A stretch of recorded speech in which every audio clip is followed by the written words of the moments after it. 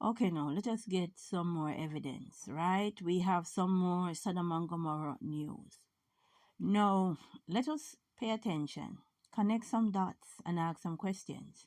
Because what you're not going to say is that I'm spreading misinformation, I'm making stuff up, I'm stirring the pot. Let us get into what our credible source is telling us. Fencer takes knee in protest against transgender opponent. Now I'm starting to get mighty suspicious when it comes down to the whole LGBTQ movement, especially transgenderism. Why? I feel that they're being deliberate. I feel they're being deliberate to stir the pot, to inflame the nation, to get people upset. They're trying to get people into mad protests on the streets. I feel that they are deliberately orchestrating these events when it comes down to the transgender um, in sports. But anyway, let us continue with the evidence. A fencer was disqualified from a women's competition in the United States after refusing to compete against a transgender opponent.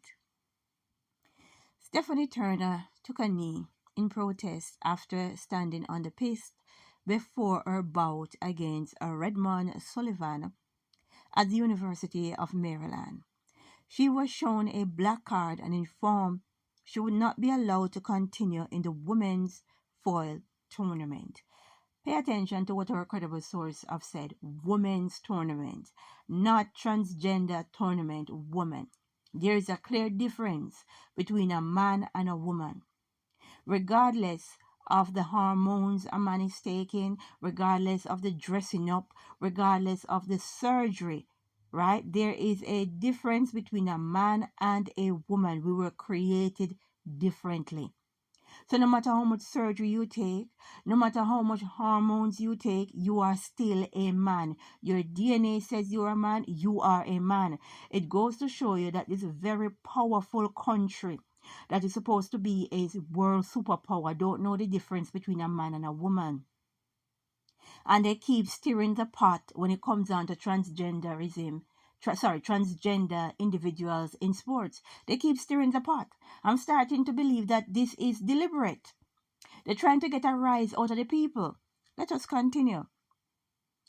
International Fencing Federation rules state a fencer is not permitted to refuse to fence another properly entered fencer for any reason. USA Fencing, which enacted its transgender and non-binary policy in 2023, said the policy is based on the principle that everyone should have the ability to participate in sport and was based upon the research available of the day. No, there is something going on. There's something very wrong with these people. It takes away the credibility of the sport, right? When you have a man whose DNA state he's a man and he's playing fancy dress and he's going to enter these sports, it takes away the credibility. I'm sorry, right? USA Fencing, you've got no credibility right there because you don't know the difference between a man and a woman. And having a man, right, a born man, enter a woman's competition, it takes away everything from that competition, right? It devalues the competition, right? And then you people is out here bullying Stephanie Turner because she refused to take part in this lie. She refused to affirm the lie that a man is a woman based on the fact that he feels like a woman, he is mutilated to look like a woman, he's taking pharmaceuticals to be more like a woman. No one is going to affirm that lie. And you people want us to be bullied into affirming the lie. It's not going to work, right? This is not happening in countries that we regard as our enemies. This cannot happen in China. It cannot happen in Russia. It cannot happen in Iran. Why is it happening in one of the world's most powerful country?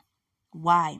With some of the most prestigious top university, right? Tops for medical research. Why is it happening in America? Why is it that America, Britain, and the rest of Europe don't know the difference between a man and a woman?